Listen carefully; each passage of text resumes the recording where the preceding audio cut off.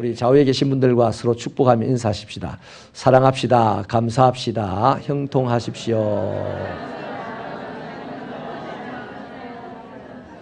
우리는 지난 주일까지 두 번에 걸쳐서 추수감사절기에 성도들에게 하나님이 요구하시는 것이 무엇인가 하는 것을 살펴보았죠.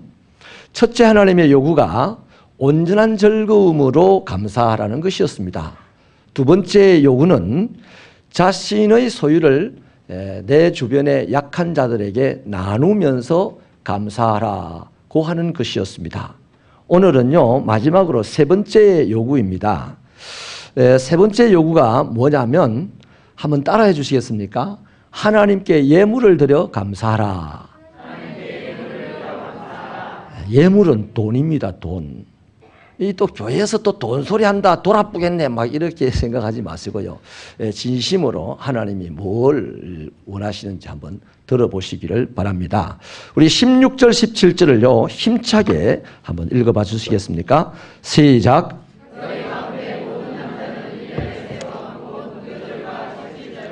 초막절에 내 하나님 여호와께서 택하신 곳에서 여호와를 배웁되 빈손으로 여호와를 배웁지 말고 각 사람이 내 하나님 여호와께서 주신 복을 따라 그 힘대로 드릴지니라. 아멘. 사실 진정한 감사는 마음 중심으로 하는 것이 맞습니다. 물질만으로 하는 감사는 감사가 아니라고 볼 수가 있습니다. 그 마음이 뜨겁게 포함이 되어야 되는 거예요. 그런데 솔직히 그 감사가요, 진실하면 진실할수록 최선을 다해서 나의 물질을 하나님께 드리는 믿음으로 나타나는 것입니다. 때문에 마음이 중요하다고 주장하면서 하나님께 물질 드리는 것을 이상하게 생각하거나 인색하게 생각하면요, 그것은요 정말 핑계에 불과한 겁니다. 마음은요 하나님의 거예요. 내 마음을 내가 주장하면 안 되는 거예요. 하나님은 마음을 받으시지 껍데기를 받는 게 아닙니다. 신학적으로 맞습니다. 그러나 마음이 있는 사람은 껍데기도 드립니다. 여러분, 세상에서 사람이 살아가는 동안 제일 중요한 게 뭐죠? 돈이에요. 돈. 정말 돈이 중요합니다. 얼마나 돈이 중요한지 다른 데 예를 들 것도 없어요. 부모와 자식 간에 칼부림이 일어나고 형제 간에 소송이 벌어지고 다 무엇 때문이에요? 돈이 앞에 보이면 그래요. 돈이 앞에 보이면.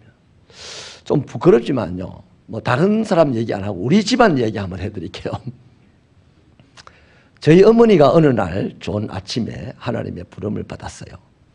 장례를 치렀는데 저는 목사가 되다 보니까 뭐 개념이 없어서 그냥 장례 치르고 바로 교회로 돌아왔습니다. 며칠 후에 형님들에게 여기저기서 전화가 와요.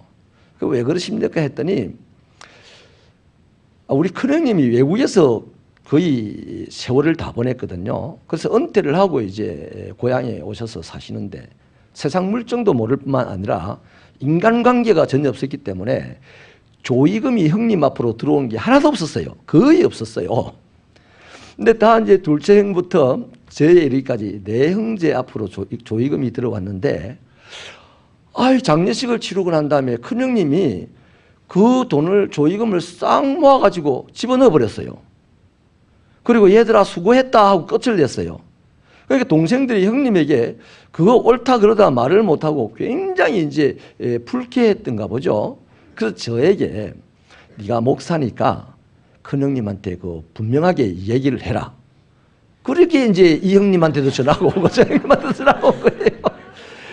그래서 제가 형님들 말씀이 참 지당한 것 같다. 그러나 무식한 사람이 하나님을 복을 받네. 그랬어요. 그 엄마 쓸데없는 소리 하지 말고 그 돈 때문에 집안 싸움 하지 말고, 이미 마음은 보이 틀어진 것 같은데 남들이 볼 때 싸우는 집으로 소문나면 이 교회 덕이 안 되니까 그냥 끝내라. 그리고 다음에는 형님이 돈 주머니를 차지 못하게 해라. 다음에 언제냐면 아버지가 남았거든요. 엮고 또 시간이 돼서 아버님이 돌아가셨어요.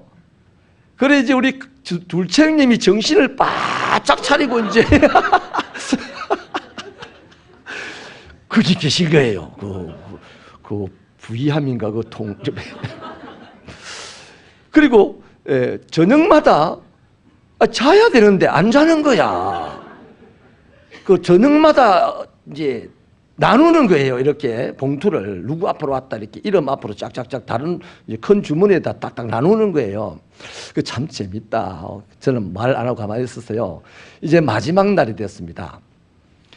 큰형님을 한쪽으로 탁 돌려놨어요. 돌려놓고는 이제 큰형님의 아들 딸들도 돌려놓고는 둘째 형님이 네 형제만 딱 앉혀놓고 이제 요거는 나의 앞으로 들어온 조이금, 이거는 너의 앞으로 들어온 조이금하고 딱 나눠주면서 자 여기서 우리가 장례비가 얼마나 들었으니까 공평하게 어떻게 할래? 그래서 그러면 공평하게 나누자. 그렇게 해가지고 장례비를 따로 이제 추려내고 거기 나머지 돈은요 우리 둘째 형님이 각자가 가져가라 그래요. 우리 형님이 굉장히 큰 형님이 서운하지 않겠습니까? 옛날로 치면 어머니로 치면 이번에도 한몫 잡는다인데 그래서 이제 형님에게 이제 형제들이 각출해서 형님 용돈으로 드리고 돌아왔어요. 목사가 있는 집안, 장로가 둘이나 있는 집안, 장로가 죽은 초상을 두고서 그 돈 뭐 몇천만 원 가지고요. 벌써 그래 신경전을 벌이고 하는 거 보니까 돈이 진짜 중요하긴 중요해요.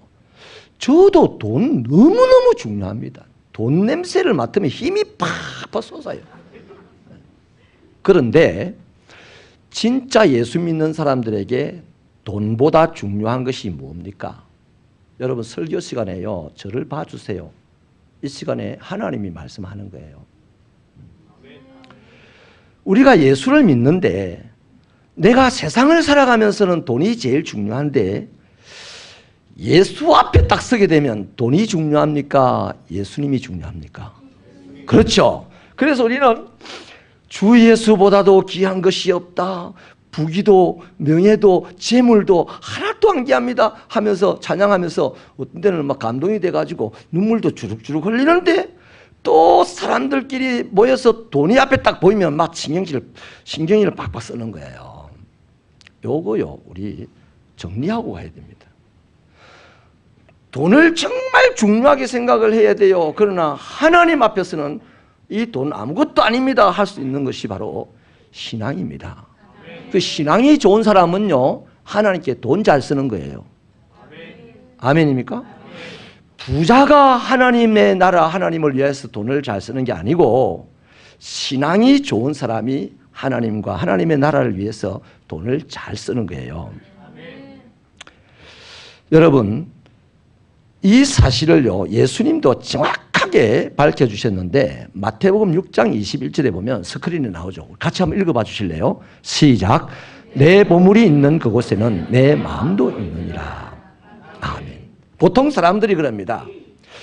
내가 인사를 갔어야 했는데 내가 그 일을 도왔어야 했는데 마음이 있었는데 너무 바빴습니다. 수는 거짓말입니다.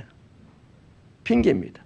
아무리 바빠도요 마음이 있으면 바쁜 내일 제쳐두고 마음이 있는 그 사람의 일을 돕습니다.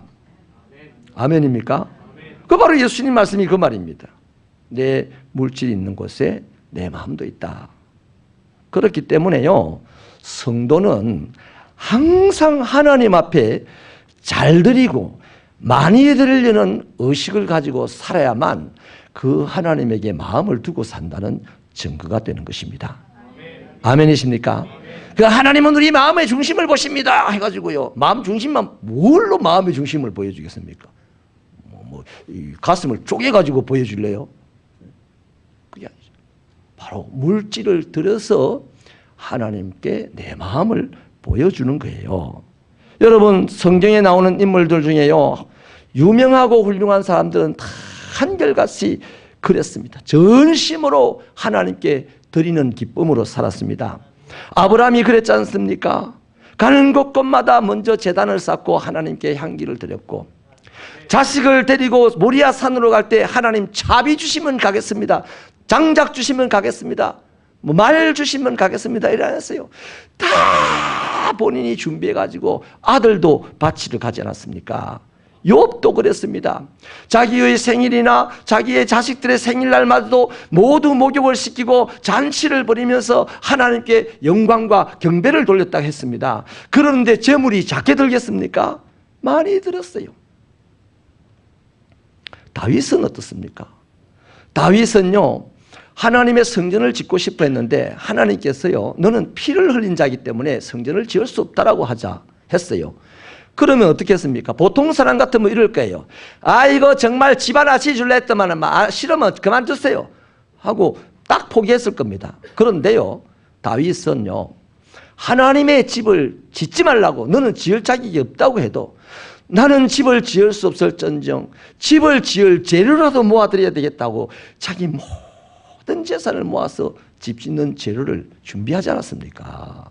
그 물질을 그렇게 드렸어요. 여러분, 솔로몬은 어떻습니까?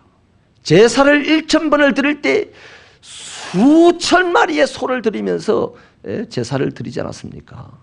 가룟 유다 같은 사람은 아마 그럴 거예요. 그게 미친 짓이 아니고 뭐냐.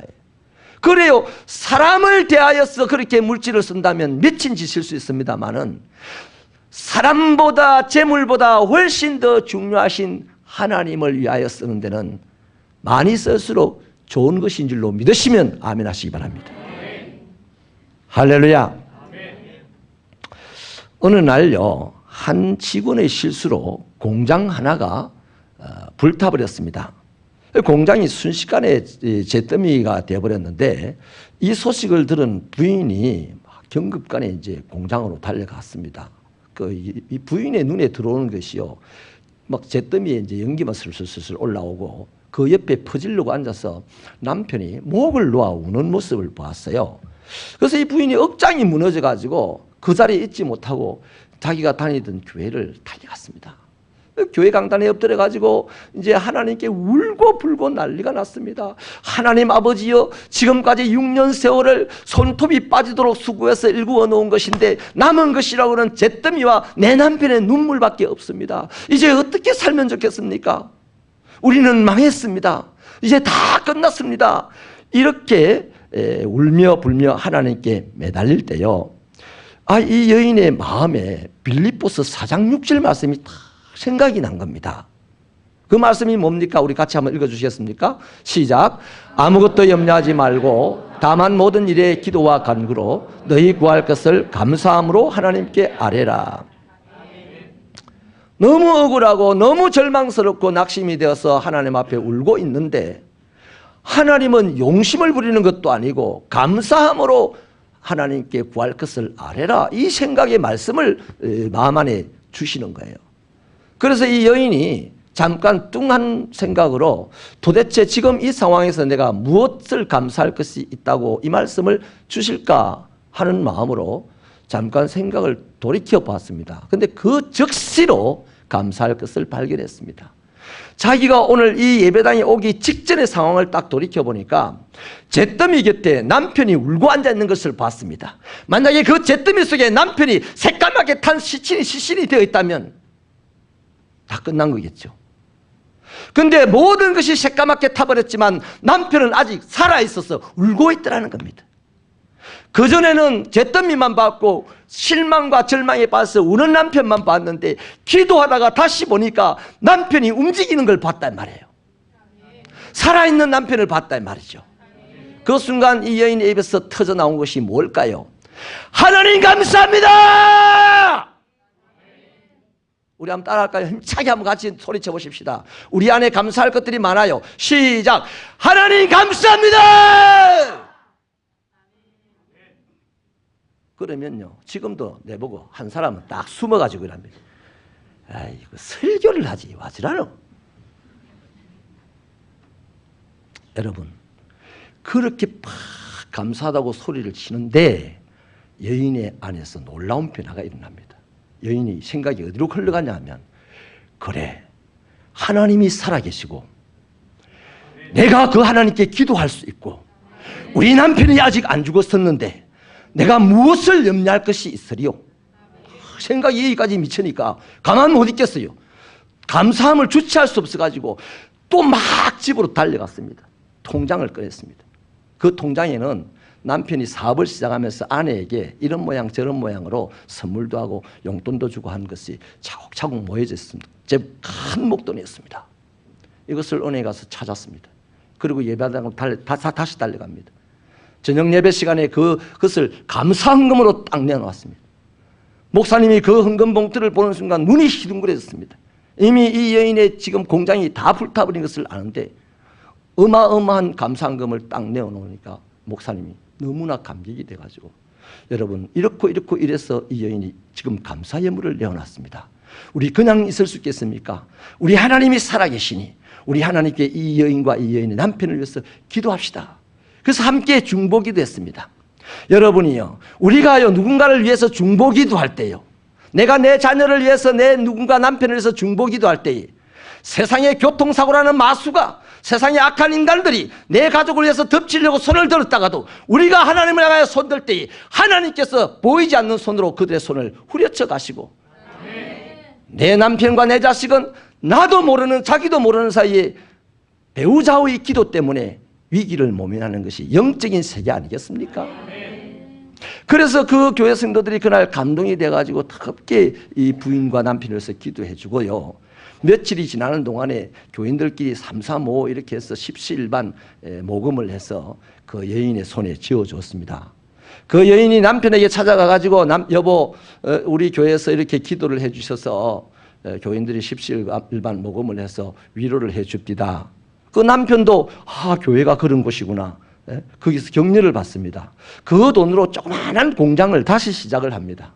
근데 그것이 한 해, 두 해 지나면서 공장이 점점 성장해가지고 생각보다 빠른 시간 안에 몇백 명의 직원들이 생겨났어요. 불어났어요. 그래서 이 부부가 너무 감사해서 어떻게 이 고마움을 보답을 할까라고 둘이가 고민을 하다가 9인승 승합차를 삽니다. 그리고 남편이 교회를 출석하기 시작하면서 계속해서 주일 교회 성도들을 수송하는 봉사를 하게 됩니다. 그러면서 그 회사는 계속해서 성장하여서 오늘 삼양가구라는 큰 기업이 되어 있습니다. 여러분, 그런 것입니다. 성경의 주석가인 이 매튜 헨리라고 하는 분이요, 감사에 대해서 정의를 하기를, 감사는 산수의 더하기와 같아서 우리가 어디에서 어떤 모양으로 살지라도 감사하면 축복이 더하여진다. 그러나 반대로 불평하고 원망을 하면 산수의 빼기와 같아서 있는 것까지도 잃어버린다. 이런 말을 했어요. 그렇습니다. 우리가 위기에 빠졌을 때요, 슬퍼하고 원망하고 분노하고 불평해봐야 아무것도 유익이 없습니다. 오히려 내가 병들고 내가 분노하여서 사고치고 더 어려운 일들만 가중되게 되어 있을 뿐입니다. 여러분, 그러면 비참한 거죠. 지금도 슬픈데 거기다가 안 좋은 일이 더 일어나면 비참한 거 아니겠어요? 그러나요, 그리스도인들은 슬퍼서 울고 싶을 때 사람 앞에 울면 뭔 소용이겠어요? 하나님 앞에 달려가가지고 막 울면 하나님이 내 마음과 생각을 지켜주시고 내 마음에 바른 길을 제시하여 주시고, 그래서 감사함으로 강구하는 믿음의 자리에 서게 해주시는 거예요. 그러면 그 다음은 답이 뻔하지 않습니까? 하나님에게는 저주가 없어요. 하나님에게는 축복이 있습니다. 하나님의 축복이 우리의 인생에 밀려오는 것은 당연한 것입니다. 그래서 본문은 절기 때에 빈손으로 나오지 마라 이렇게 말씀하죠. 이것은요, 반드시 예물을 드려라는 것입니다. 그렇다면 어떻게 예물을 드려야 하느냐 이 말이죠. 오늘 성경은 하나님이 주신 복을 따라 드려라 그렇게 말을 합니다. 자, 하나님이 주신 복을 따라 드리려고 하면 우리가 먼저 해야 될 일이 있어요. 그게 뭐냐면 하나님의 백성들이 감사의 절기를 맞을 때 돌아봐야 됩니다. 내 인생의 뒤안길을 돌아보면서 하나님께서 나에게 베푸신 은혜가 뭐지? 하나님께서 공급해 주신 복이 뭐지? 이런 것들을 스스로 가늠해 볼 줄 알아야 됩니다. 그래서 주보에 다음 주일은 추수감사주일입니다. 지난 한 해 동안 하나님 베푸신 은혜를 기억하며 하나님께 감사합시다. 이것은요, 뭐 성도들의 후주머니를 후리려고 하는 소리가 아니에요. 뭐 성도들을 그 불편한 마음을 끌고 주려고 하는 소리가 아닙니다. 하나님은 하나님의 백성들에게 돈이 없어서 깡패라서가 아니고요, 너희의 사랑하는 마음을 보겠다는 거거든요. 그래서 헌금을 해라 하는 겁니다. 헌금을 해라는 거예요. 그런데 어떻게 헌금을 해야 됩니까? 겁이 나서 해야 됩니까? 더러워서 해야 됩니까? 안 입고 와서 해야 됩니까? 체면 때문에 해야 됩니까? 그거 아니다 이 말이에요. 복을 따라서 해야 되는 거예요. 내가 받은 복을 따라서 해야 된다 이 말이에요. 그러면 내가 받은 복이 뭔지 내 스스로가 돌아봐야 그 복을 알게 되고 그것에 감사하여서 감사 예물을 드리는 겁니다. 예. 특별히요, 맥추절이라고 하는 이 추수감사절은 소산물에 대한 감사의 절기잖아요. 때문에 하나님께서 1년 동안 자신들에게 베푸르신 모든 은혜가 있었기 때문에 오늘 이 결실이 있는 겁니다. 예를 들어 볼게요. 농부가 봄에 벽실을 착 뿌렸습니다. 참 잘 연결했습니다. 풍년이 올 것 같아요. 기분이 좋아요. 근데 벼베기를 하기 직전쯤에 가족 중에 한 사람이 큰 사고를 당했습니다. 그래서 병원 중환자실에서 오늘 내일 하고 있을 때에 농부인 내가 내 가족을 보고 여보 당신 병원에 가서 혼자 수술하고 중환자실 지낸다. 벼베기 해야 돼. 이러는 무지막지한 가족이 어디 있습니까? 아무리 풍년이 들어도 그 들판에 누렇게 익어가는 곡식 아무런 신경도 안 씁니다. 오직 죽어가는 내 가족을 위해서 모든 시간을 드리는 거예요. 그래서 병문안 온 사람이 아이고야 어떡하겠노 너그 논에 말이야 벼들이 다 새가 물어가고 다 쓰러져 버렸다. 그런 소리를 누가 한다 해도 아이고 어떡해 네가 왜 하필 이때 아파가지고 농사도 못 지게 하는 이러는 가족이 어디 있어요. 괜찮다. 그러면서 자기 가족 병간호를 하는 거 아닙니까? 맞아요. 그런데 그런 것으로 보면 한 해 동안 내 가족이 건강했던 것도 이 소출을 위해서 필요하였고 한 해 동안 우리 집안이 평안했던 것도 이 소출을 위하여서 필요하였고 한 해 동안 내 삶이 안정되게 갔던 것도 이 소출을 위해서 지극히 필요했단 말이에요. 그러니까 하나님을 돌아보면요, 나에게 베푸신 은혜를 돌아보면 은혜가 무한정이야. 근데 벌써 또 머리가 비상해가지고 은혜를 많이 안 돌아본다. 하루만 딱 돌아보는 거예요. 많이 돌아봐가지고 하나님의 복이 임한 것을 많이 깨달으면 내 재물을 많이 내놔야 될까 봤어. 복을 받은 것에 따라서 감사예물 드려야 된다고 하니. 이렇게 싸구려 신앙생활 하지 마십시다. 째짜게 신앙생활 하지 마십시다. 딱 생각나면 감사하고 미련해서 생각 안 나면 할 수 없고 하나님의 은혜를 주시면 우리의 미련함이 지혜로 바뀌지 않겠습니까? 그래서 하나님께 감사의 예물을 드리는 데에서 제발 인색하지 마시기 바랍니다. 하나님이라면 마음껏 드려서 하나님을 기뻐쓰게 드리고 하나님의 기쁨이 나의 인생에 충만할 때 나의 삶은 요셉같이 형통하고 다윗같이 형통할 줄로 믿습니다. 여러분, 미국의 시인 밀러가요, 감사의 크기는 행복의 크기와 같다 그랬습니다. 다시 말하면 행복의 크기가 감사의 크기로 결정된다는 거예요. 생각을 해보세요. 아무리 돈이 많고 아무리 권력이 많고 아무리 세상에 출세해도 그 사람들이 행복하다 하는 얘기 들어봤어요? 내가 행복하다라고 말 안 해도 행복하게 보이는 사람은요, 감사합니다. 감사를 잘하는 사람입니다. 왜냐하면 감사하니까 행복하고 행복하니까 감사하는 거예요.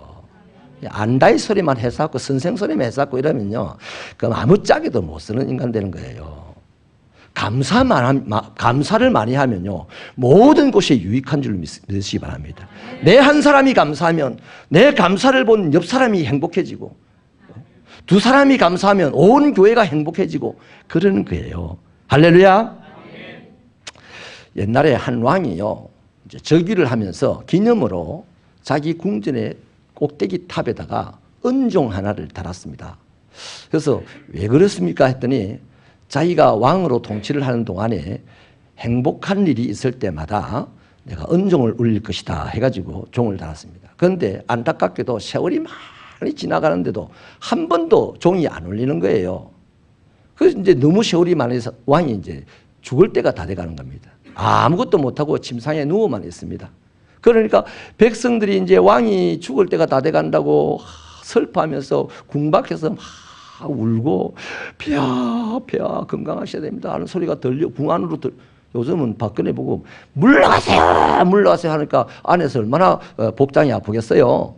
그런데 그 왕은 죽어가는데 백성들이 지금 죽으면 우리가 어떻게 삽니까? 막 이렇게 통곡을 하는 소리가 들리니까 행복해져요.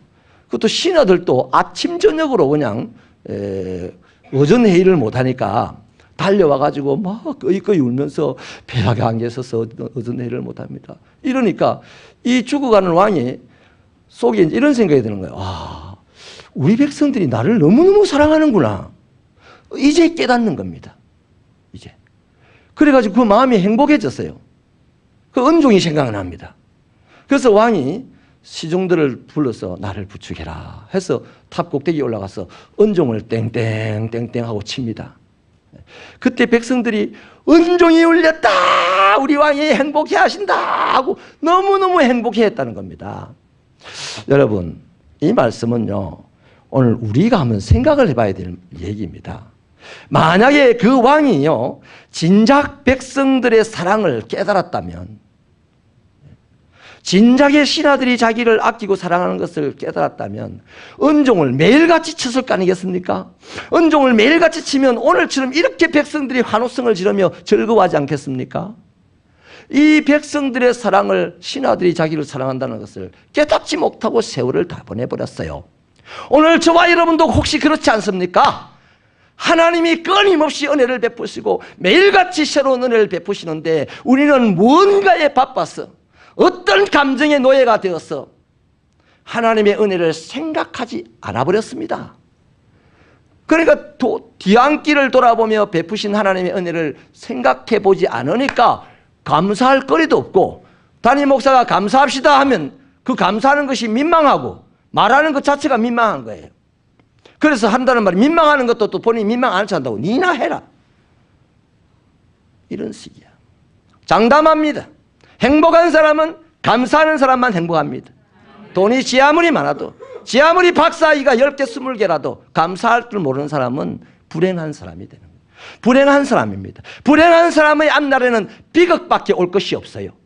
그러나 아무리 가진 것이 없고 아무리 지식이 없어도 감사하는 사람의 앞날에는 축복만 밀려오게 되어 있으면 감사해야 되지 않겠습니까? 하나님 앞에 하나님의 백성답게 감사함으로 살기로 다짐하면 두 손 들고 한번 아멘 합시다. 아멘.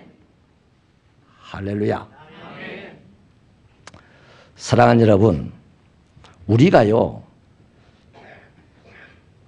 세월이 이래 지나가면서 유년기, 청년기, 장년기를 지나가면서요, 얼굴에 수심이 가득하고 주름이 가득하고, 세월 따라 주름이 생기는 것은 괜찮은데 걱정하고 염려하고 분노하고 슬퍼하고 억울하고 원망하고 불평하는 것으로 말미암아 오는 그 얼굴, 그 얼굴은요 딱 증거를 합니다. 나는 지금까지 살아오면서 하나님께서 내게 베푸신 은혜를 생각해 본 적이 없습니다 하는 말입니다. 자기가 아무리 기도 지금 열심히 해도요, 아무리 봉사를 열심히 해도 하나님이 자기에게 베푸신, 자기 기도한 거 생각하고 자기 봉사한 거 생각하고 그건 뭔 소용이 있어요? 그거 감사 안 됩니다. 그거는 자기 의로움만 드러나는 것이 되지.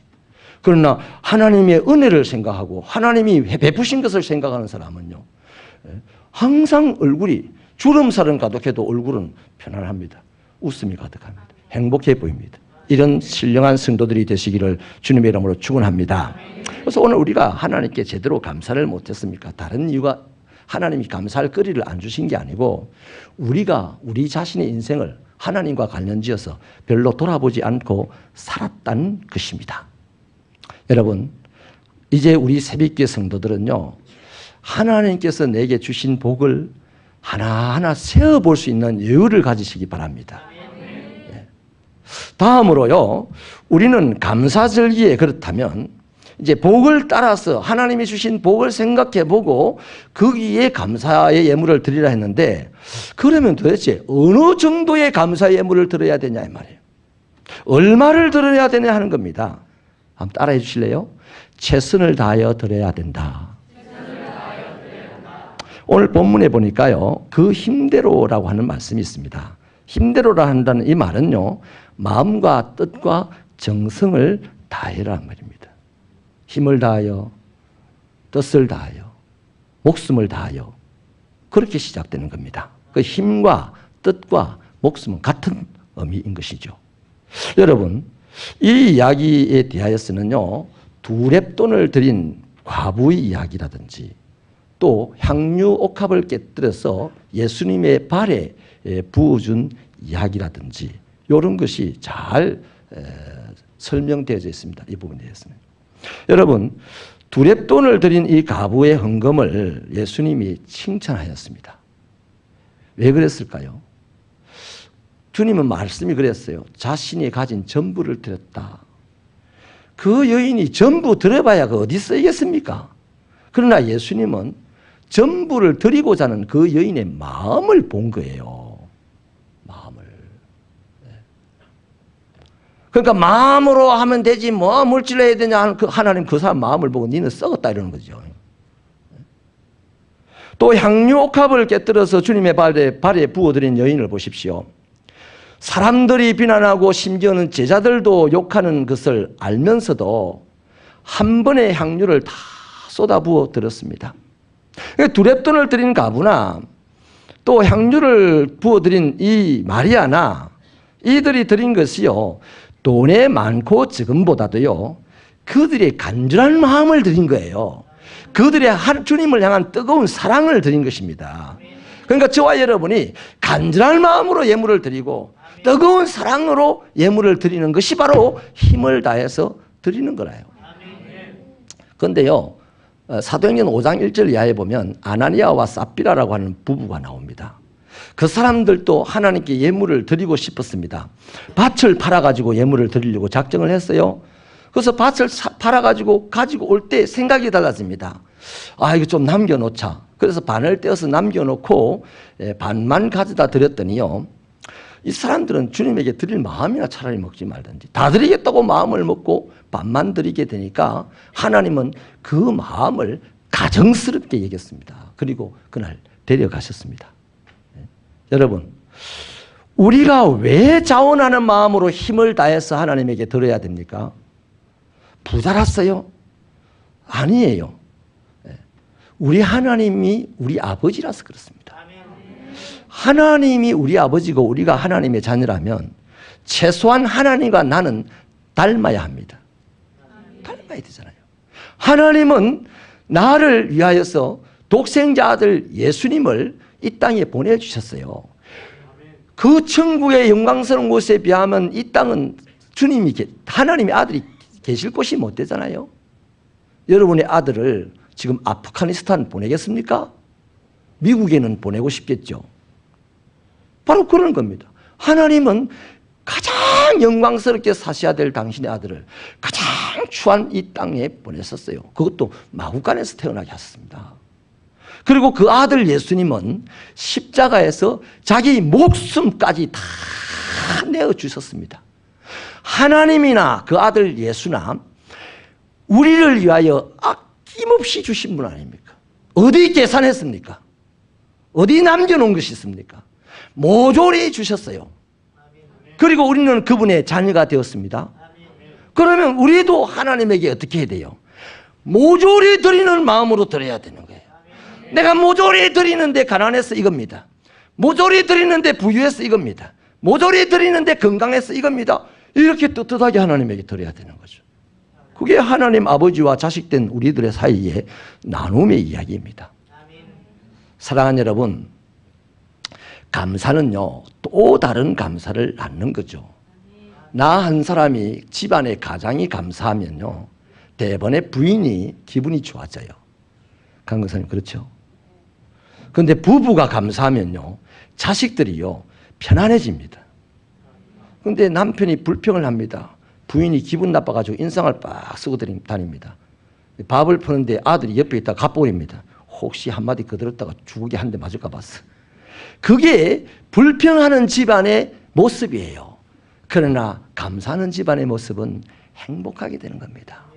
우리가 감사하면서 이 예배당에 모일 때마다 감사합니다, 감사합니다, 감사합니다 하면서 신앙생활을 하면 이 주변의 이웃들이 행복해지고 평안해진다니까요. 우리가 왜 삽니까? 내 자신을 위해 사는 거 아니잖아요. 이 세상 만민들이 할 수만 있으면 우리 때문에 더 많이 하나님의 평화, 하나님의 축복을 누리며 살게 하는 거 아닙니까? 우리가 뭐 돈이 많아서 돈을 갖다 퍼주겠습니까? 그건 안 되잖아요.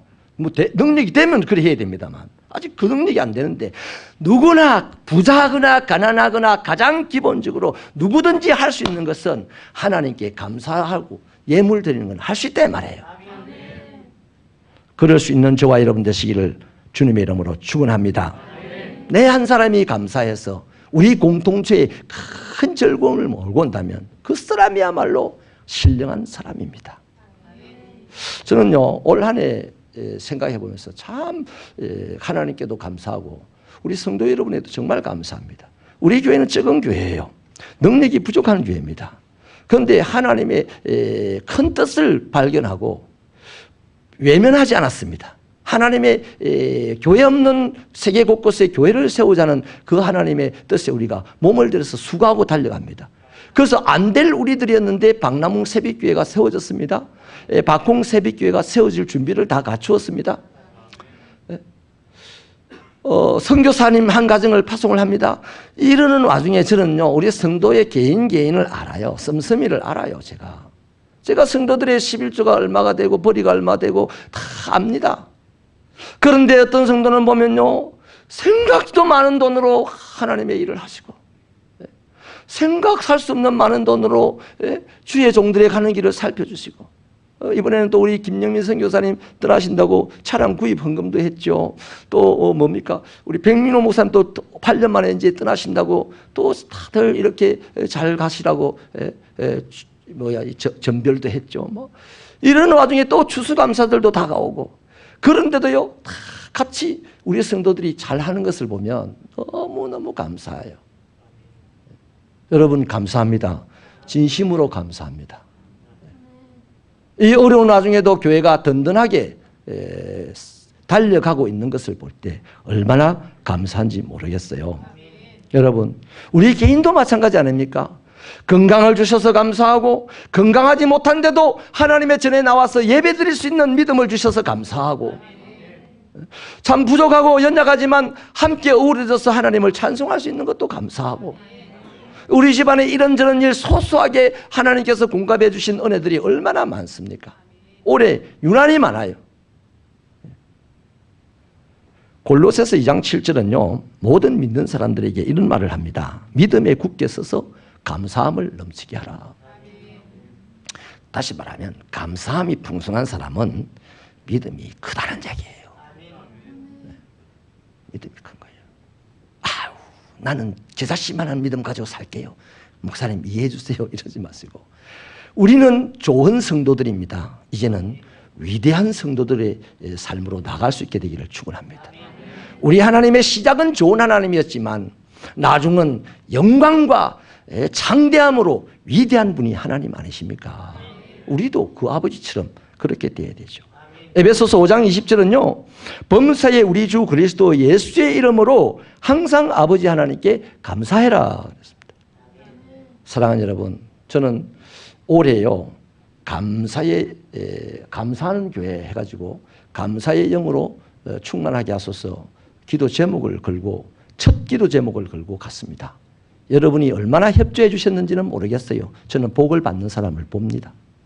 그래서 저는 오늘 특별히 3주에 걸쳐서 추수감사절기 어간 한 달에는 우리가 이렇게 하나님을 온전히 즐거워하면서 감사하고 내 주변의 약한 자들을 돌아보아 내 것을 나누면서 감사하고 하나님께 물질을 힘대로 들여서 감사하고 그렇게 되기를 바라는 마음으로 3주 동안 설교를 했고 오늘 딱 마지막 결론으로 저는 이렇게 도전을 합니다.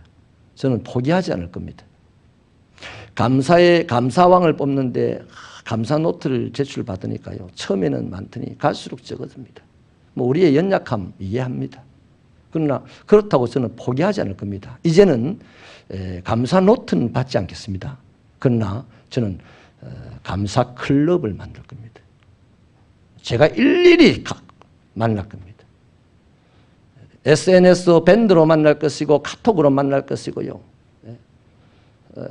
땡스기빙 클럽에 가입해 주십시오.